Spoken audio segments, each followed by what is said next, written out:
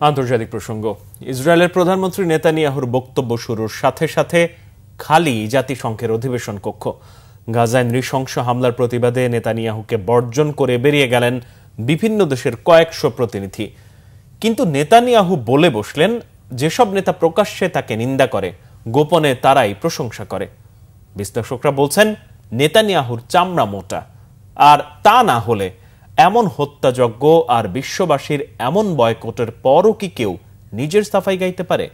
শহীদ আরাফাতের প্রতিবেদন।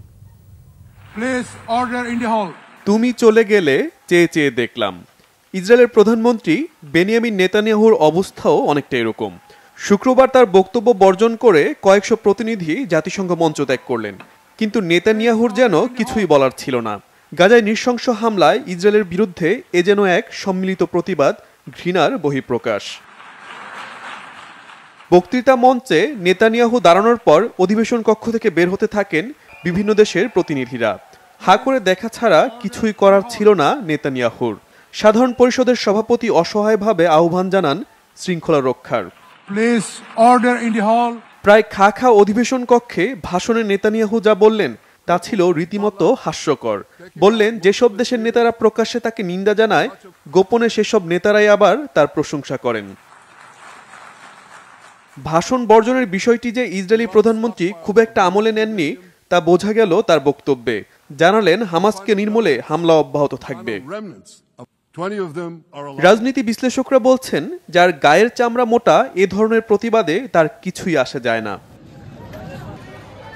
নেতানিয়াহুর বক্তব্যে হতাশা প্রকাশ করেছেন সাধারণ ফিলিস্তিনিরা। যুদ্ধ বন্ধের কোনো সম্ভাবনা দেখছেন না তারা। এদিকে ফিলিস্তিনের স্বাধীনতাকামী সংগঠন হামাস বলছে, নেতানিয়াহুকে বর্জনের ঘটনাই প্রমাণ করে ইসরায়েল বিশ্ব থেকে বিচ্ছিন্ন হয়ে গেছে। মুষ্টিমেয় কিছু নেতাই তার বক্তব্যে হাততালি দিচ্ছেন। জাতিসংঘের অধিবেশন চলাকালেই নিউ ইয়র্কের রাস্তায় বিক্ষোভ করেছেন লাখো মানুষ। গাজায় হত্যাযজ্ঞ বন্ধ এবং ইসরায়েলের প্রধানমন্ত্রীর গ্রেপ্তারের দাবিতে স্লোগান ও প্ল্যাকার্ড বহন করেন তারা। নেতানিয়াহু সারা বিশ্বের শান্তিকামী মানুষের অনুরোধ আর আহ্বানকে বরাবরই উপেক্ষা করেছেন। এবার সর্বোচ্চ ফোরামে তাকে সম্মিলিত বর্জনের ঘটনা ইসরায়েলকে কিছুটা হলেও কোণঠাসা অবস্থায় ফেলেছে। এ থেকে ফিলিস্তিন কতটা সুবিধা আদায় করতে পারে তা নির্ভর করছে ফিলিস্তিনি কর্তৃপক্ষ, বিশেষ করে আরব দেশগুলোর পরবর্তী পদক্ষেপের ওপর। শহীদ আরাফাত, বাংলাভিশন নিউজ ডেস্ক।